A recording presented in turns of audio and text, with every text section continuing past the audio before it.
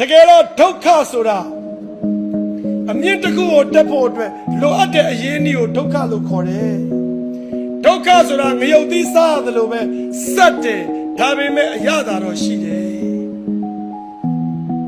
ပင်လည်းရှိရင်လှိုင်းရှိတယ်လို့ဘဝရှိရင်ဒုက္ခဆိုတာရှိတယ်တကယ်တော့ဒုက္ခဆိုတာတဘာဝတရားကြီးကပေးထားတယ်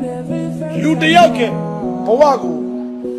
စိတ်ဓာတ်မှာကြောသွားအောင်ခိုင်ခန့်သွားအောင်သူရဲကောင်းတွေဖြစ်အောင်အာဇာနည်တွေဖြစ်အောင်ပြုပြင်မွမ်းမံစီရင်ချေတတ်တဲ့စုတွေစောက်တွေကိုဒုက္ခလို့ခေါ်တယ်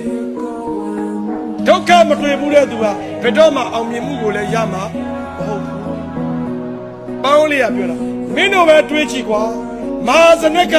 တင်းမောတာမပြတ်ရင်ရာဇဝင်တွင်စရာအကြောင်းရှိဘူးတင်းမောပြတ်ခြင်းဆိုတဲ့ဒုက္ခကြောင့်စနက်ကရာဇဝင်တွင်သွားတာလေ